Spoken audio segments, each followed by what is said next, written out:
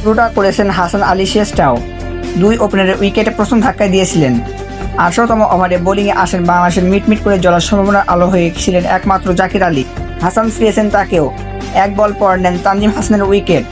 আগে থেকে হেলে পড়া ম্যাচটা এরপর পুরোপুরি পাকিস্তানের দিকে চলে যায়। 1 বছর পর জাতীয় দলে ফিরে আসা হাসান আলীর কাছে হেরে যায় বাংলাদেশ। শারজায় সংযুক্ত আরব আমিরাতের বিপক্ষে হারের ধারাবাহিকতা ধরে লাহোর আজ বাংলাদেশের দল 3টি টি-20 সিরিজের প্রথম ম্যাচে হেরেছে পাকিস্তানের কাছে 37 রানে। অথচ টসে জিতে প্রথমে পাকিস্তানে 7 উইকেটে 201 রান করে ফেলে। তারপর বাংলাদেশ অনুপ্রেরণা হতে পারে 25 মে মাঠে যাওয়া পিএসএল এর ফাইনাল। গাদ্দাফি স্টেডিয়ামে 202 রানে তাড়া করে পাকিস্তানের চ্যাম্পিয়ন হয়েছে লাহোর কালান্দার্স। পাকিস্তান যে এত রান করে ফেলবে তা অবশ্য শুরুতে মনে হচ্ছিল না। প্রথম 2 ওভারে 2টা ওপেনারকে ফিরিয়ে দেন বাংলাদেশের 2 বোলার মেহেদী হাসান ও শরীফুল ইসলাম। ফখর জামান, এলবিডব্লিউ এবং শরীফুলের পান টি-20 ক্রিকেটের 50তম উইকেট। 5 রানে 2 উইকেট নিয়ে হারিয়ে ফেলে পাকিস্তানের চাপটা সামলে নেন মোহাম্মদ হারিস। আর ভিডিওটা ভালো লাগলে ভিডিওতে লাইক দিয়ে চ্যানেলটা সাবস্ক্রাইব করে পাশে থাকা বেল আইকনটি অন করে দাও।